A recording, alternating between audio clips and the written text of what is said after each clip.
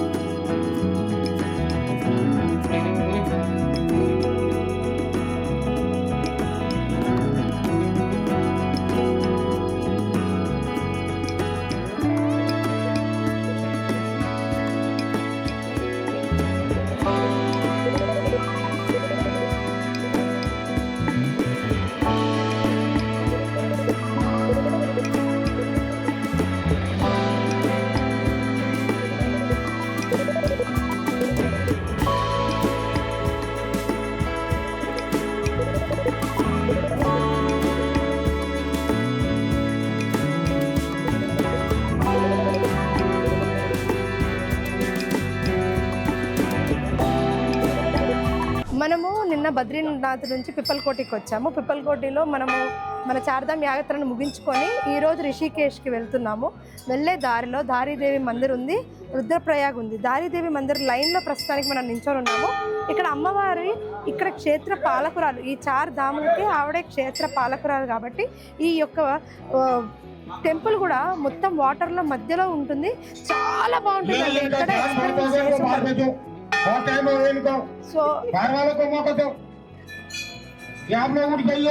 So ఇక్కడ వచ్చేసి పిప్పల్కోటి నుంచి బద్రీనాథ్కి వచ్చిన తర్వాత బద్రీనాథ్ నుంచి పిప్పల్కోటికి వచ్చి అక్కడ నుంచి రిషికేష్కి వెళ్ళేదారిలో రుద్రప్రయాగ మరియు దారీదేవి మందిర్ని మనము దర్శించుకుంటున్నాము.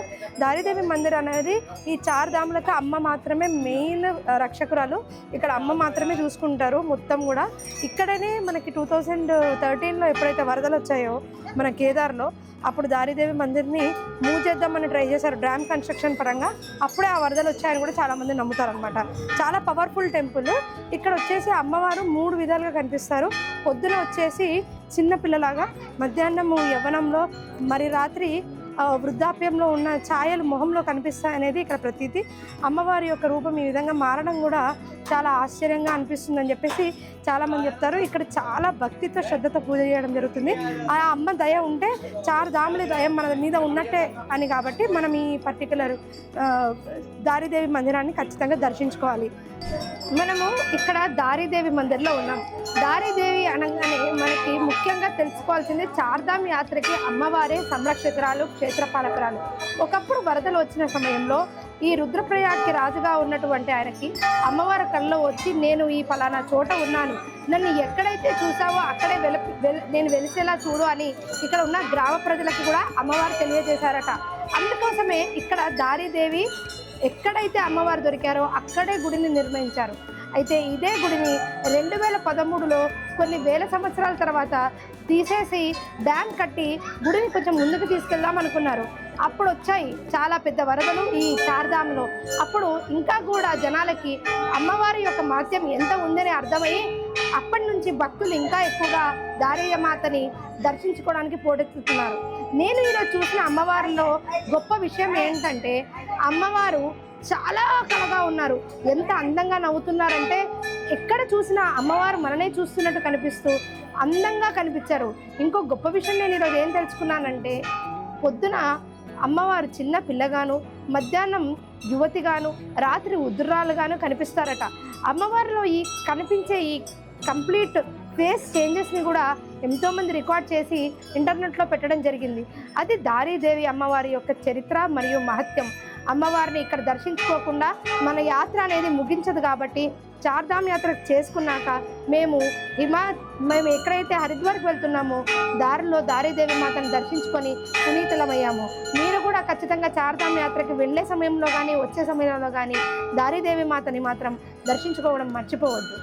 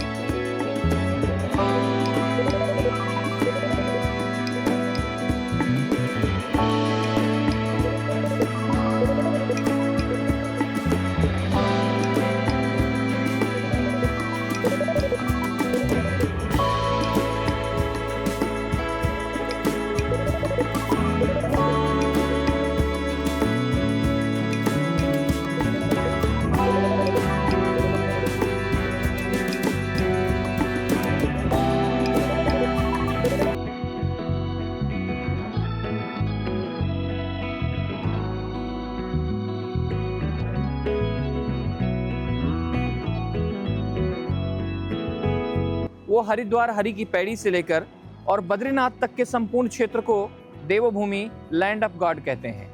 इस पूरे क्षेत्र में आप देखेंगे अनेकों तीर्थ स्थल हैं। पहले मानते हैं कि यहाँ पर देवता निवास करते थे, बाद में साधु महात्मा लोग तपस्या साधना करने के लिए इस पूरे क्षेत्र में आए और अभी टूरिस्ट लोग घूमने के लिए आते हैं। तो यहाँ देखने का क्या है? अनेकों तीर्थ स्थल जिनमें चारधाम, पंचप्रयाग, पंचबदरी, पंच केदार, ऋषिकेश, हरिद्वार, नीलकंठ और ऐसे अनेकों तीर्थ स्थल आपको इस पूरे क्षेत्र में देखने को मिलेंगे। दूसरा, यहाँ पर अनेकों लोगों ने आकर के तपस्या साधना किया है। उनमें से द्वापर युग के अंत में 5 पांडव लोगों ने अपनी स्वर्ग यात्रा इसी मार्ग से किया। मानते हैं कि महाभारत युद्ध का समाप्त हुआ तो कुछ समय तक राज्य करने के पश्चात पांडवों ने निर्णय लिया कि वो लोग कलयुग में जीवित नहीं रहेंगे, कलयुग स्टार्ट होने से पहले ही वो लोग स्वर्ग को चले जाएंगे। तो 2 तरीका होता है, मरने के बाद व्यक्ति स्वर्ग या नरक जाता है। पांडवों ने कहा कि वो देवपुत्र हैं, वो सामर्थ्यवान हैं, उन्होंने महाभारत का युद्ध जीता है, तो कोई सामान्य व्यक्ति नहीं है, तो मर के स्वर्ग नहीं जाएंगे, वो शरीर को साथ लेकर ही स्वर्ग चले जाएंगे। तो काशी गए, काशी में भगवान विश्वनाथ की पूजा अर्चना किया, उनसे स्वर्ग का मार्ग पूछा तो भगवान विश्वनाथ ने उनको बताया कि स्वर्ग का मार्ग हिमालय से होकर जाता है। तो उन लोगों ने अपनी स्वर्ग की यात्रा इसी मार्ग से किया। हिमालय में पहुंचे, केदारनाथ शिवलिंग की स्थापना किया। बद्रीनाथ के पीछे रास्ता जाता है जिसको स्वर्ग का मार्ग कहते हैं, और उसमें अपने भारत का पहला गांव आता है माणा, फिर आता है वसुधारा, सहस्त्रधारा, लक्ष्मीवन, चक्रतीर्थ, सतोपंथ सरोवर, अलकापुरी, स्वर्गारोणी। मानते हैं उसी मार्ग से 5 पांडव द्रौपदी के साथ में गए, एक एक करके 4 पांडव मर गए, द्रौपदी मर गई, एक व्यक्ति बचे युधिष्ठिर। मानते हैं कि वो स्वर्ग चले गए। त्रेता युग में रावण और मेघनाथ का वध करने के पश्चात भगवान राम लक्ष्मण हिमालय में आए, अलग अलग स्थान पर तप किया है ब्रह्म हत्या पाप से मुक्ति पाने के लिए। कहते हैं रावण मेघनाथ कर्म से राक्षस थे और जाति से ब्राह्मण थे। तो आप समझ सकते हैं ये जो भूमि है ये लक्ष्मण जी की तपोभूमि है। और 70 किलोमीटर आगे आपने आते हुए रास्ते में देखा होगा देवप्रयाग, अलकनंदा भागीरथी दो नदी के संगम पर भगवान राम का तपस्थल है।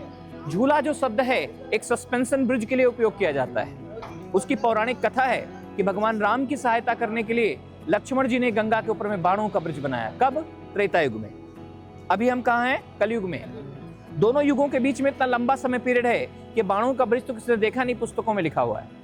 पुराने समय में जो लोग चार धाम की यात्रा करते थे, 1918 से पहले तक की यात्रा पैदल हुआ करती थी। यहाँ से गंगा पार करने के लिए कोई ब्रिज नहीं था, तो बताते इस पार से उस पार रस्सा बांधा जाता था, एक डोली लटकाई जाती थी, लोगों को उसमें बैठाते थे, गंगा पार कराते थे।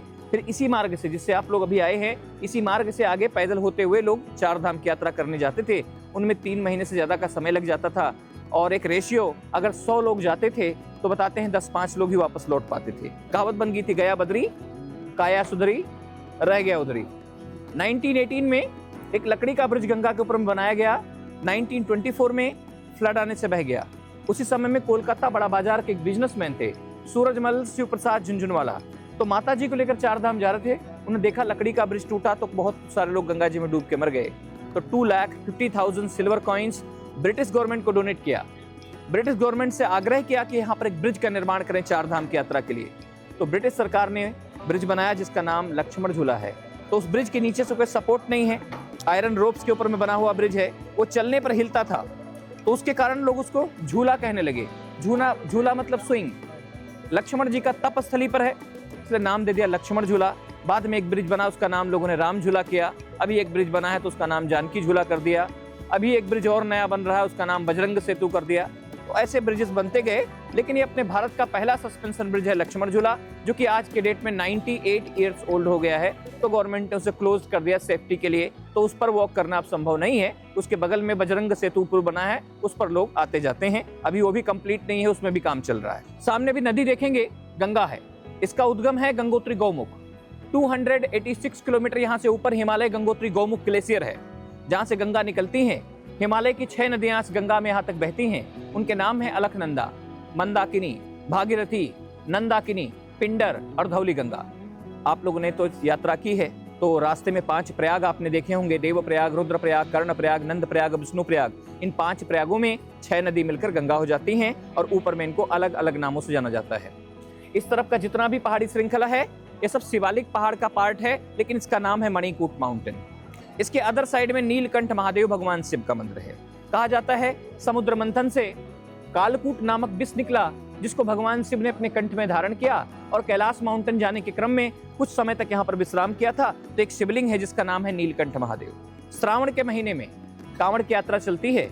लाखों की संख्या में प्रतिदिन उत्तर भारत से लोग आते हैं, गंगा से जल लेकर के इस पहाड़ की पैदल यात्रा करके नीलकंठ महादेव जाते हैं। उसे कांवड़ यात्रा कहा जाता है। इस पहाड़ से लेकर के हरिद्वार तक और हरिद्वार से लेकर देहरादून तक ये जितना भी जंगल और पहाड़ है, ये सभी Rajaji national tiger reserve park है।